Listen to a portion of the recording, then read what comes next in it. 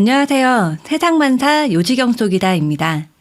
오늘 들려드릴 사연은 서울에서 작은 순대국밥집을 시작해 프랜차이즈 사업까지 일군 박순애 할머니와 그녀의 잃어버린 가족에 관한 이야기입니다. 30년 전 집을 나간 아들과의 인연이 우연히 배달원의 휴대폰 배경화면 속 사진 한 장으로 다시 이어지는 감동적인 가족 이야기를 함께 나눠보려 합니다. 그럼 지금부터 박순애 할머니의 가슴 절절한 사연을 시작하겠습니다. 편안히 들어주세요.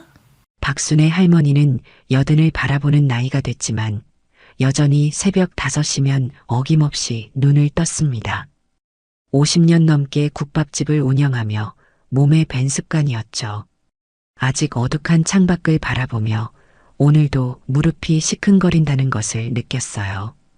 하지만 그런 통증쯤은 이제 일상이 되어버렸습니다.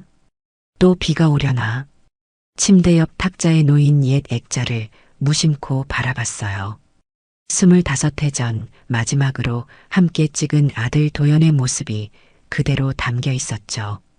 박순애 할머니는 천천히 침대에서 일어나 욕실로 향했습니다.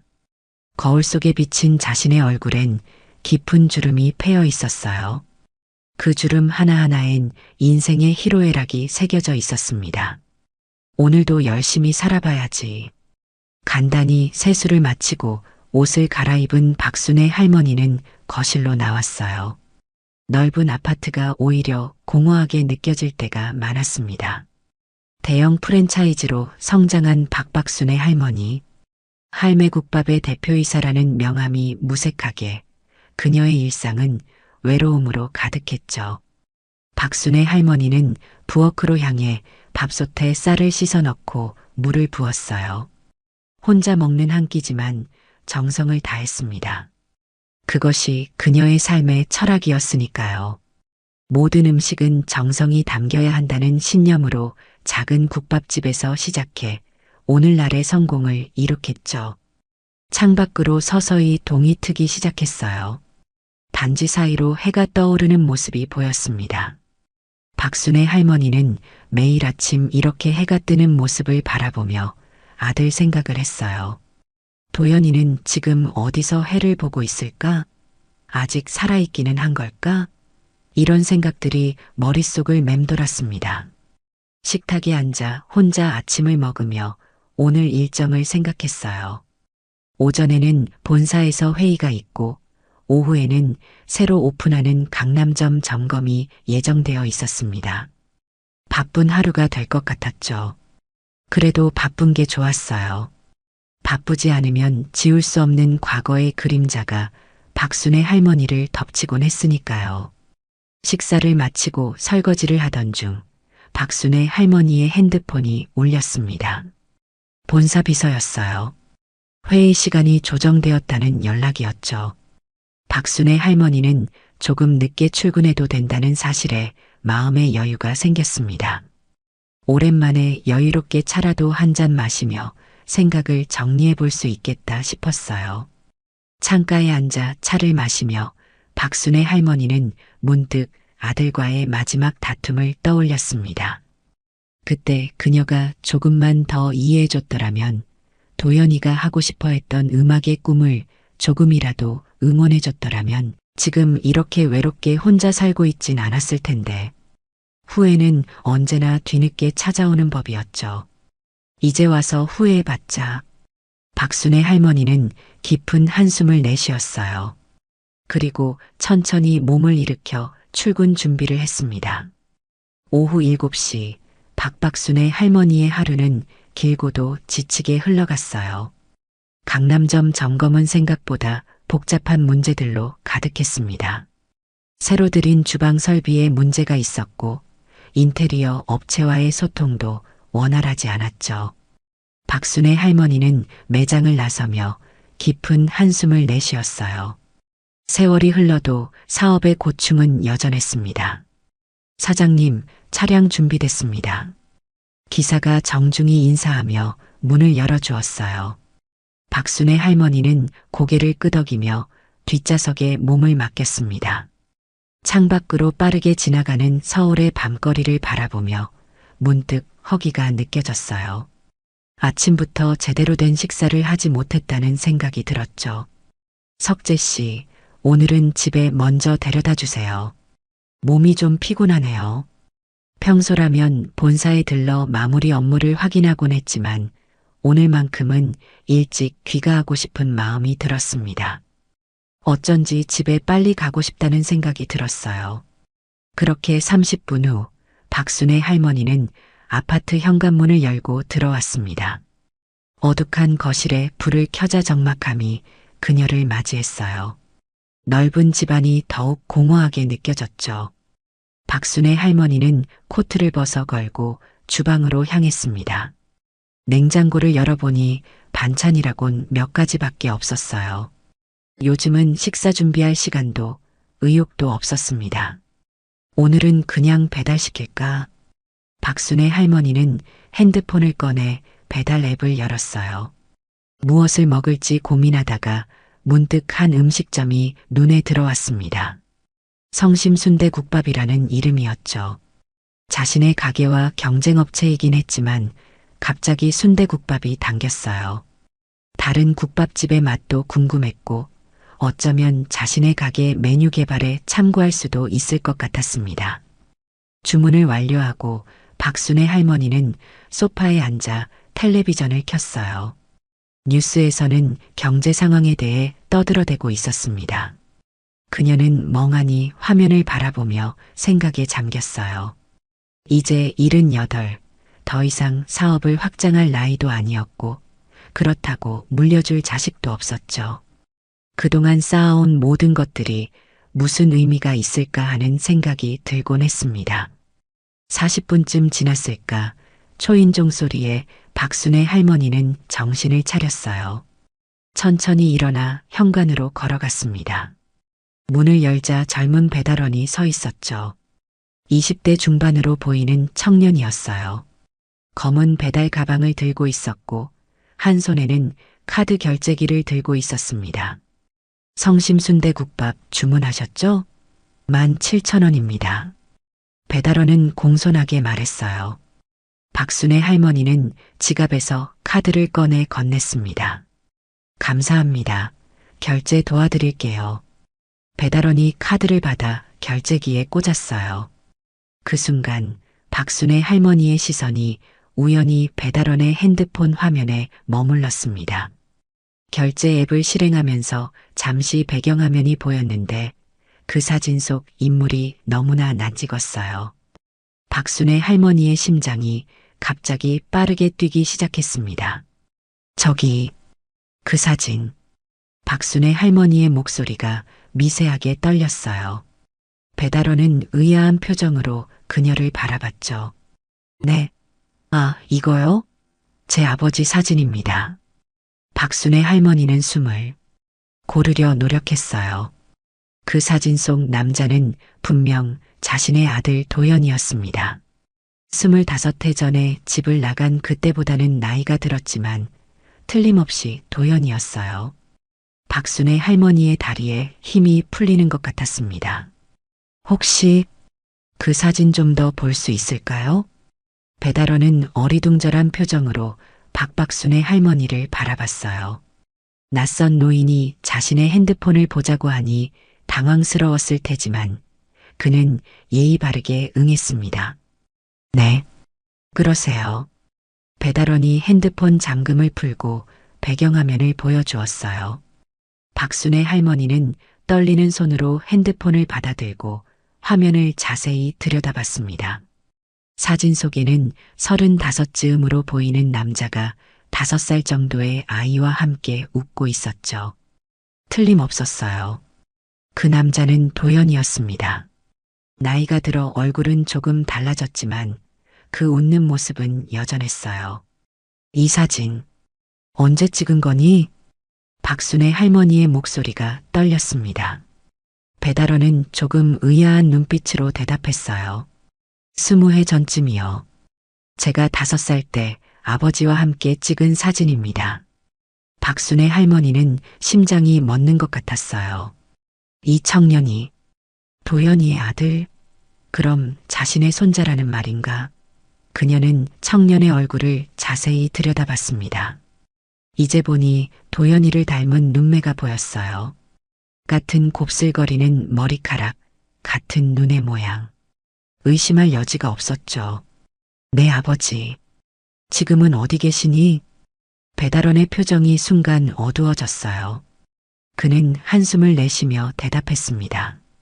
3달 전에 돌아가셨어요. 오랫동안 배달 일을 하시다가 폐렴으로 쓰러지셨거든요.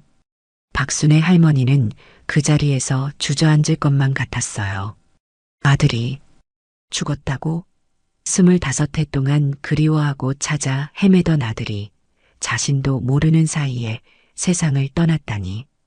눈물이 그녀의 볼을 타고 흘러내렸습니다. 괜찮으세요? 배달원이 걱정스러운 눈빛으로 물었어요. 박순의 할머니는 겨우 정신을 차리고 고개를 끄덕였습니다. 내 이름이 뭐니? 김준혁입니다. 아주머니, 혹시 제 아버지를 아세요? 박순의 할머니는 무슨 말을 해야 할지 몰랐어요. 지금 이 순간 어떻게 말해야 할까? 나는 내 할머니다라고 말해야 할까? 그녀는 깊은 숨을 들이마시고 용기를 냈습니다. 내가 내 아버지의 어머니란다. 내 할머니야. 준혁의 눈이 커다래졌어요. 그는 믿을 수 없다는 듯 박순의 할머니를 바라봤습니다. 뭐라고요? 그게 무슨... 내 아버지가 25해 전에 집을 나갔어. 그 후로 연락이 완전히 끊겼지. 내가 얼마나 찾아다녔는지 모른단다. 박순의 할머니의 눈에서 눈물이 멈추지 않았어요. 준혁은 여전히 혼란스러운 표정이었죠. 그의 얼굴에 의심과 당혹스러움이 교차했습니다. 할머니라고요? 아버지는? 할머니가 돌아가셨다고 했는데요. 박순의 할머니는 가슴이 찢어지는 아픔을 느꼈어요. 도연이는 자신이 죽었다고 아들에게 말했던 겁니다. 그만큼 자신을 원망했던 걸까요? 박순의 할머니는 떨리는 손으로 준혁의 팔을 잡았습니다. 들어와서 이야기 좀 할 수 있을까? 준혁은 잠시 망설이다가 고개를 끄덕였어요. 그는 배달 앱으로 잠시 무언가를 조작한 후 조심스럽게 신발을 벗고 집 안으로 들어왔습니다. 다른 주문은요? 방금 취소했어요. 지금은 이게 더 중요할 것 같아서요. 두 사람은 거실로 들어와 마주 앉았어요.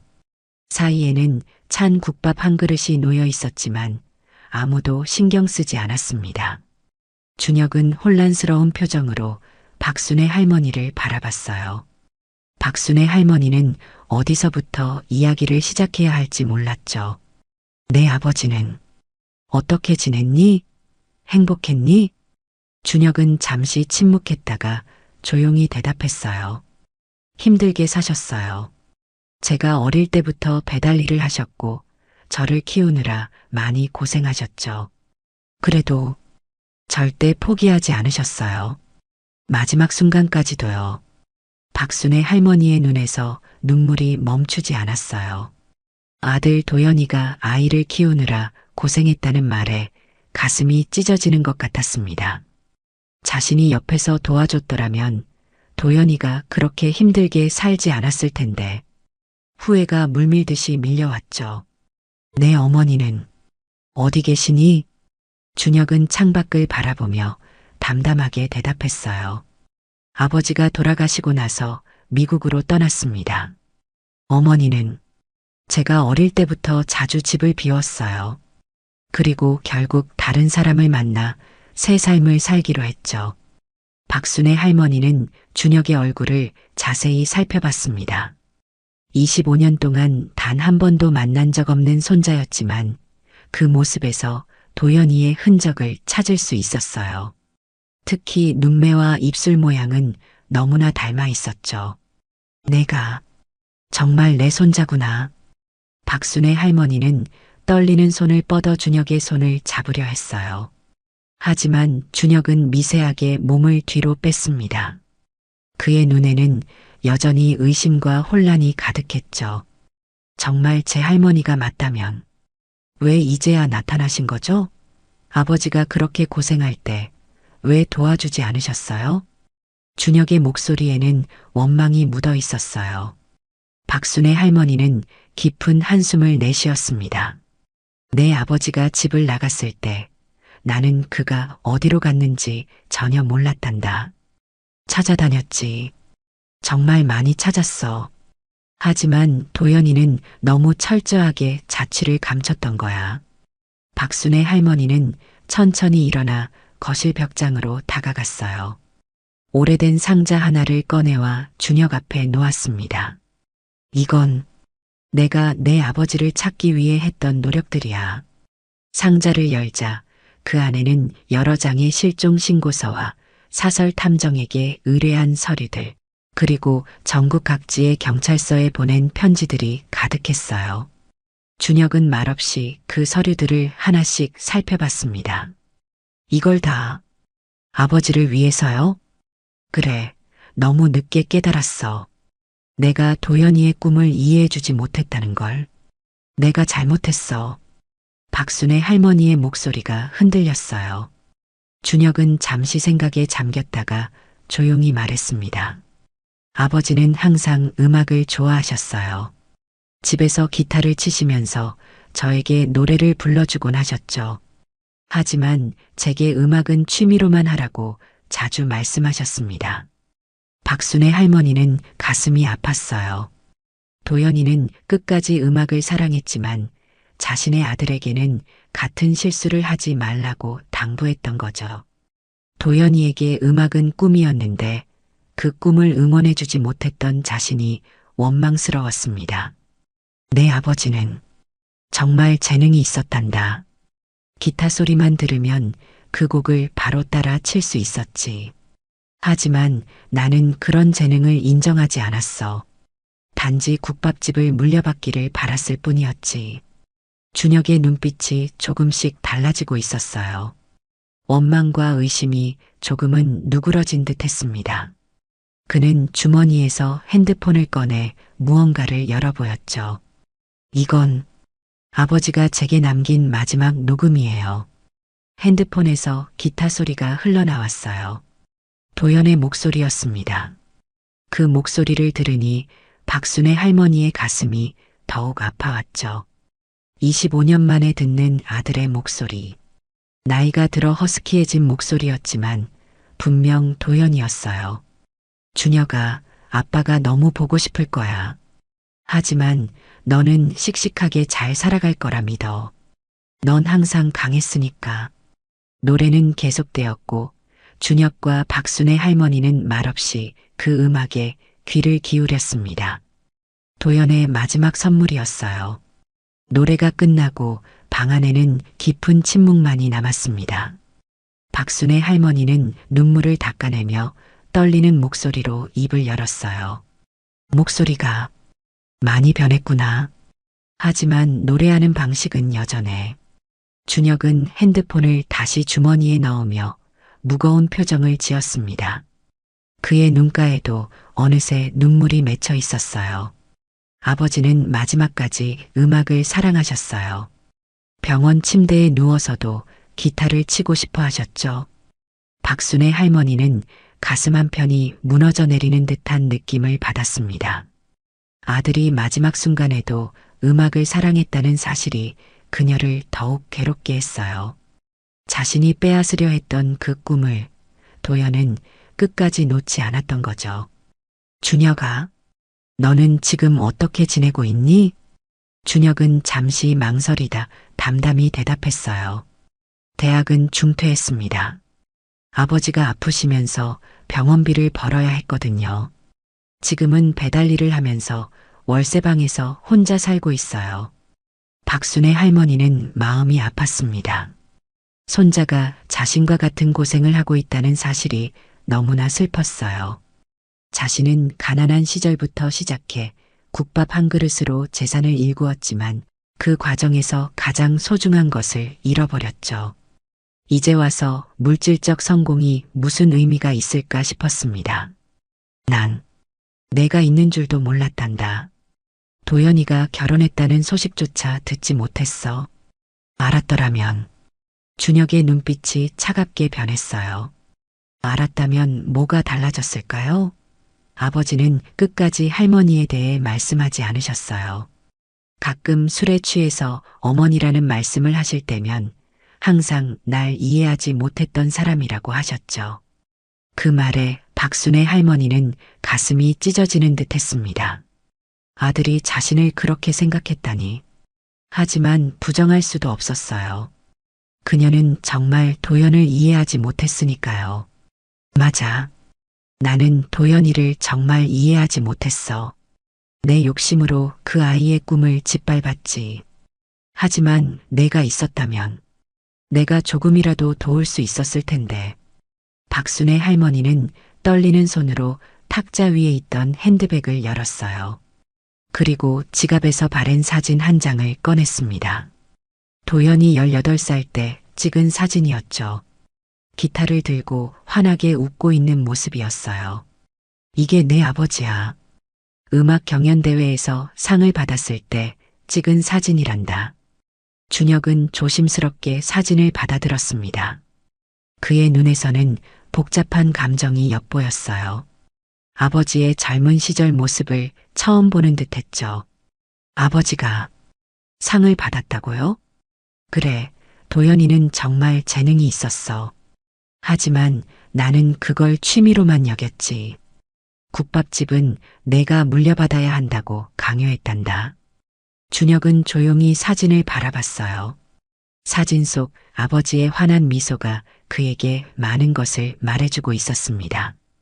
그는 지금까지 알지 못했던 아버지의 모습을 발견하고 있었죠. 아버지는 저에게 어린 시절 이야기를 거의 하지 않으셨어요. 그저 열심히 살았다는 말씀만 하셨죠. 박순의 할머니는 고개를 끄덕였어요. 도연이는 과거를 지우고 싶었던 걸까요? 아니면 너무 아팠던 걸까요? 생각할수록 가슴이 아팠습니다.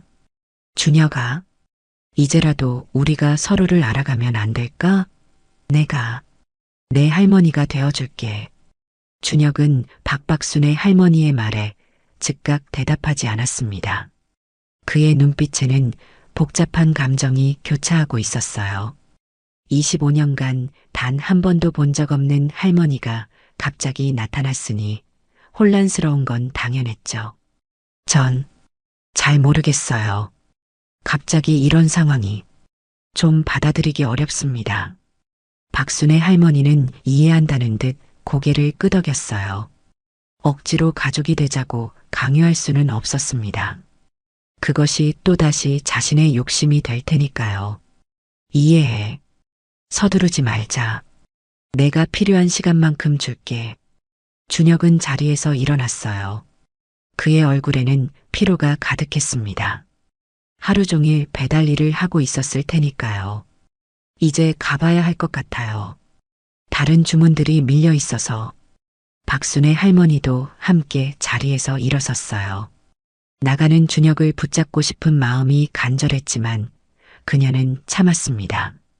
강요하면 더 멀어질 것만 같았어요. 내 연락처라도 알려줘도 될까? 박순의 할머니는 조심스럽게 물었어요. 준혁은 잠시 망설이다가 핸드폰을 꺼냈습니다. 박순의 할머니는 서둘러 자신의 번호를 알려주었죠.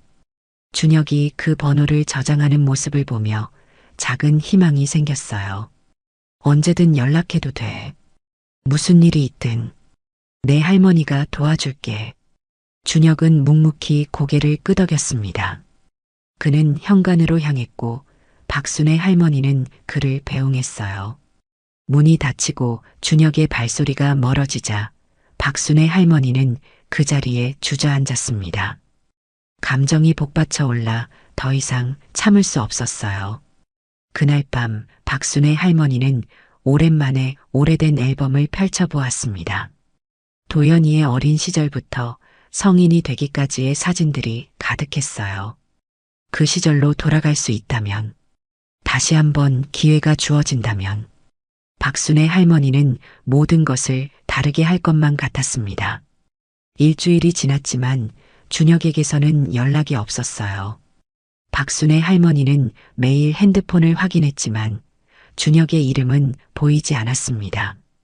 그녀는 초조해졌지만 기다리는 것 외에는 할 수 있는 일이 없었어요. 그러던 어느 날 오후 박순의 할머니는 오래된 서랍을 뒤지다가 우연히 한 편지를 발견했어요. 도연이가 집을 나가기 전날 밤 몰래 남겨둔 편지였습니다. 그 당시에는 너무 화가 나서 제대로 읽지도 않았던 편지였죠. 박순의 할머니는 떨리는 손으로 그 편지를 펼쳤어요. 엄마, 이 편지를 쓰는 지금 저는 이미 떠날 결심을 했습니다. 엄마의 꿈이 국밥집을 크게 키우는 것이라면 제 꿈은 음악과 함께하는 것이에요. 우리의 꿈이 다르다는 것이 이렇게 큰 상처가 될 줄은 몰랐습니다. 엄마, 미안해요. 난 당신이 원했던 아들은 못 됐지만 그래도 내 아이에게는 좋은 아빠가 되고 싶어요. 하지만 언젠가 내 아이가 힘들 때 제발 도와주세요. 제가 엄마처럼 강하지 못할 수도 있으니까요. 언젠가 다시 만날 수 있기를 바랍니다. 그때는 엄마가 자랑스러워할 수 있는 아들이 되어 있을게요. 박순의 할머니는 편지를 읽고 눈물을 멈출 수 없었어요. 25년 전 이 편지를 제대로 읽었더라면 도연이는 자신의 아이를 위해 도움을 청하고 있었던 건데 그녀는 그것조차 무시했던 거였죠. 다음 날 아침 박순의 할머니는 결심했어요. 준혁에게 이 편지를 보여주기로 했습니다. 하지만 문제는 준혁을 어떻게 다시 만날 것인가였죠.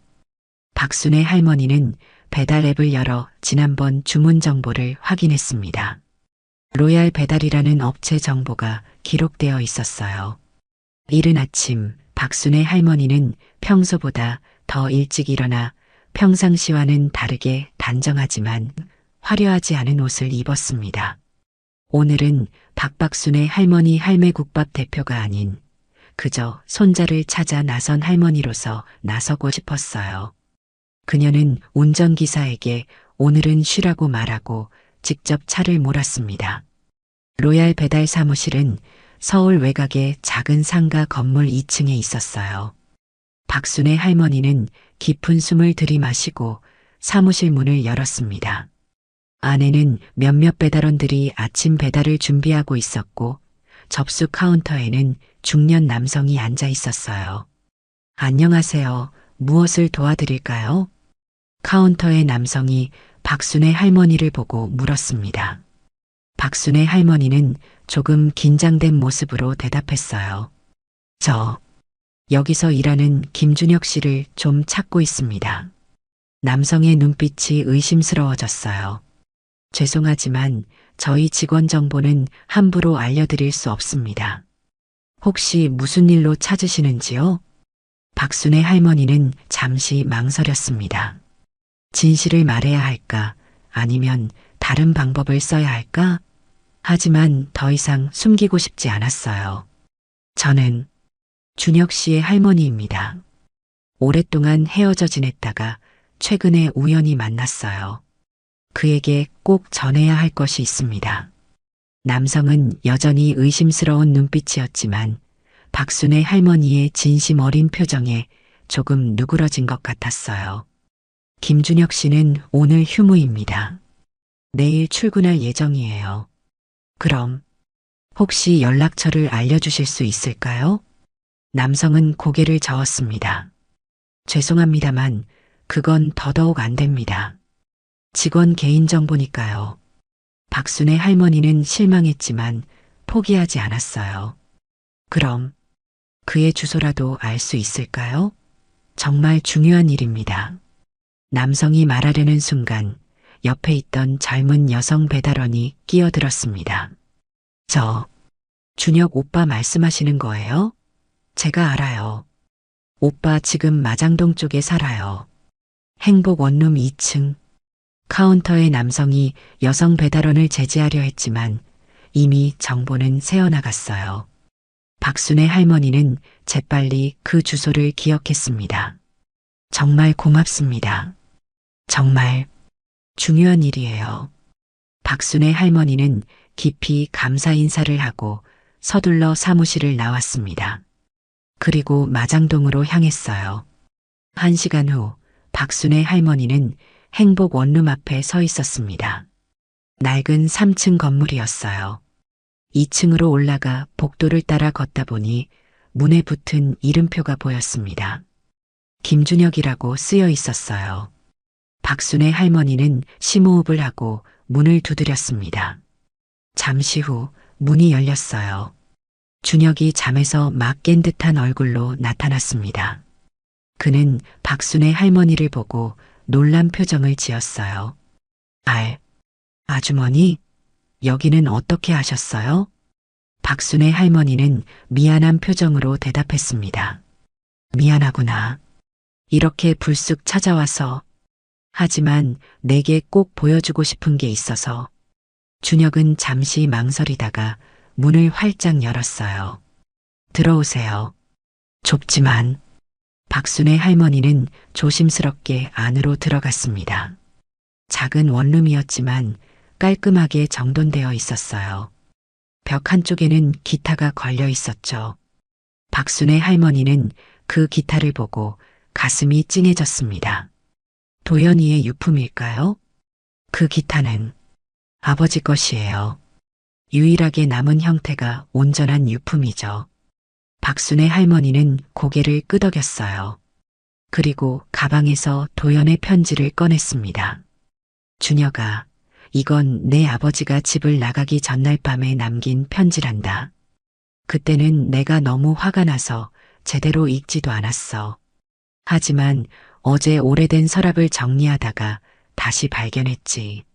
준혁은 조용히 편지를 받아들었어요. 그의 손이 미세하게 떨리고 있었습니다. 천천히 편지를 펼쳐 읽기 시작했죠. 박순의 할머니는 준혁의 표정이 변화하는 것을 지켜봤어요. 처음에는 무표정했던 얼굴이 점점 복잡한 감정으로 가득 차기 시작했습니다. 편지를 다 읽은 준혁의 눈에는 눈물이 고여 있었어요. 그는 잠시 아무 말도 하지 않았습니다. 박순의 할머니도 침묵을 지켰죠. 이 순간 말보다 더 중요한 것은 준혁이 느끼는 감정이었으니까요. 아버지가 할머니를 그렇게 미워하진 않았네요. 마침내 준혁이 입을 열었어요. 그의 목소리는 조용했지만 그 안에는 깊은 감정이 담겨 있었습니다. 그 애는 항상 나를 원망하면서도 결국은 나를 그리워했어. 박순의 할머니의 눈에서도 눈물이 흘러내렸어요. 오래도록 쌓였던 감정이 한꺼번에 터져 나오는 것만 같았습니다. 준혁아, 내 아버지가 원했던 대로 이제라도 내가 너를 도울 수 있게 해줄래? 준혁은 박박순의 할머니의 질문에 바로 대답하지 않았습니다. 그는 천천히 일어나 창가로 걸어갔어요. 낡은 커튼 사이로 비치는 아침 햇살이 그의 얼굴을 밝게 비추었죠. 그 모습이 어쩐지 어린 도연과 겹쳐 보였습니다. 전 아직도 이 상황이 믿기지 않아요. 준혁이 조용히 말했어요. 그는 벽에 걸린 아버지의 기타를 바라보았습니다. 아버지는 늘 내가 원하는 삶을 살아라고 말씀하셨어요. 하지만 정작 본인은 그러지 못하셨죠. 그게 항상 이해가 안 됐어요. 박순의 할머니는 고개를 끄덕였습니다. 도연이의 모순된 행동이 이제야 이해가 되었어요. 자신에게 받은 상처를 아들에게는 주지 않으려 했던 것이었죠. 아버지는 항상 저에게 할머니는 이미 돌아가셨다고 말씀하셨어요. 처음에는 그냥 믿었지만 나이가 들면서 그 말이 진실이 아닐 수도 있다고 생각했습니다. 하지만 물어볼 용기가 없었어요. 박순의 할머니의 가슴이 아팠습니다. 도연이가 그런 거짓말을 했다는 사실이 너무 슬펐어요. 하지만 원망할 수 없었죠. 모든 것이 자신의 잘못이었으니까요. 준혁아, 모든 건 내 잘못이야. 내 아버지가 집을 나갔을 때 내가 그를 이해했어야 했는데 단지 내 욕심만 생각했어. 박순의 할머니는 천천히 원룸을 둘러보았어요. 좁은 공간이었지만 깔끔하게 정리되어 있었습니다. 벽에는 몇 장의 사진이 걸려 있었죠. 주로 도연과 준혁의 사진이었어요. 너, 지금 학교는 다니고 있니? 준혁은 고개를 저었어요. 대학은 중퇴했습니다. 아버지가 아프시면서 병원비를 벌어야 했거든요. 지금은 배달 일을 하면서 살고 있어요. 박순의 할머니는 한숨을 내쉬었습니다. 손자가 학업을 포기해야 했다는 사실이 가슴 아팠어요. 무슨 공부를 하고 있었니? 경영학이요. 사실 언젠가는 제 가게를 갖고 싶었어요.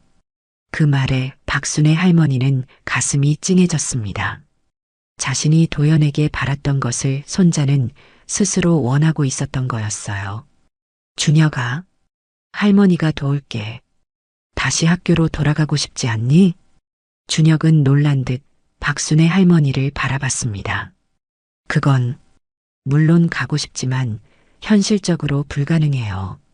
생활비도 벌어야 하고 그런 걱정은 이제 하지 마. 할머니가 다 책임질게. 박순의 할머니는 가방에서 봉투 하나를 꺼냈어요. 안에는 은행 통장과 작은 열쇠가 들어 있었습니다. 이건 도연이를 위해 준비해뒀던 거야. 25해 동안 언젠가 돌아올 거라 믿으면서 매달 조금씩 모아뒀어. 준혁은 놀란 표정으로 통장을 바라봤어요. 그의 손이 미세하게 떨렸습니다. 이걸 저에게 주시는 거예요? 그래. 내 아버지의 몫이었으니 이제는 내 것이란다. 하지만 이런 걸 받을 자격이 있는지 모르겠어요. 저희는 방금 만났잖아요. 박순의 할머니는 준혁의 손을 꼭 잡았어요.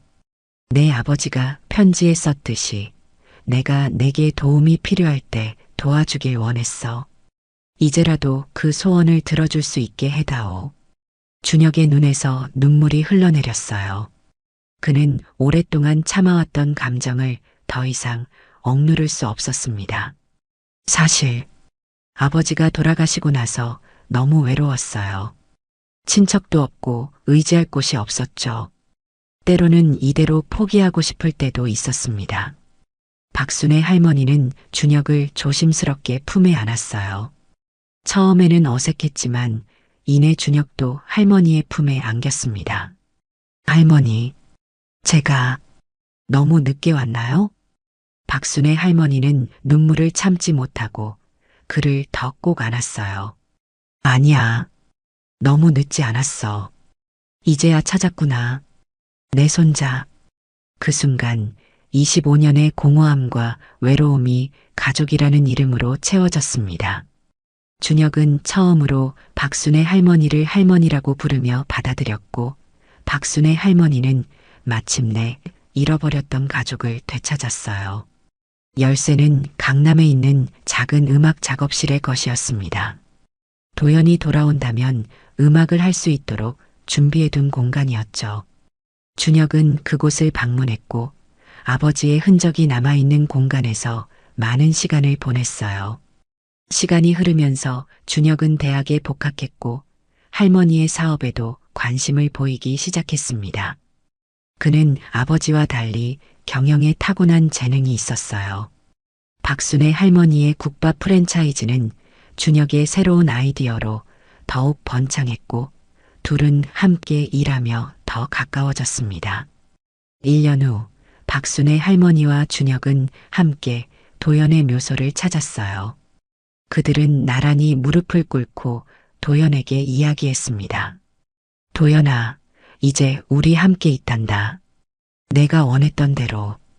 박순의 할머니는 묘비 앞에 도연의 편지를 놓았습니다. 바람이 불어 편지가 살짝 펄럭였어요. 마치 도연이 그들의 말을 듣고 있는 것 같았죠. 아버지, 걱정 마세요. 이제 저희는 괜찮을 거예요. 준혁의 목소리는 단단했어요. 할머니와 함께 그는 이제 새로운 시작을 맞이하고 있었습니다. 배달원의 핸드폰 속 한 장의 사진이 연결한 기적 같은 만남. 박순의 할머니는 이제 알았습니다. 진정한 성공이란 사업의 크기가 아니라 함께하는 사람들 속에 있다는 것을요. 그녀는 이제 진정으로 부자가 되었습니다. 가족이라는 그 무엇과도 바꿀 수 없는 보물을 다시 찾았으니까요. 우리 이제 집에 가자, 준혁아. 네, 할머니. 함께 가요.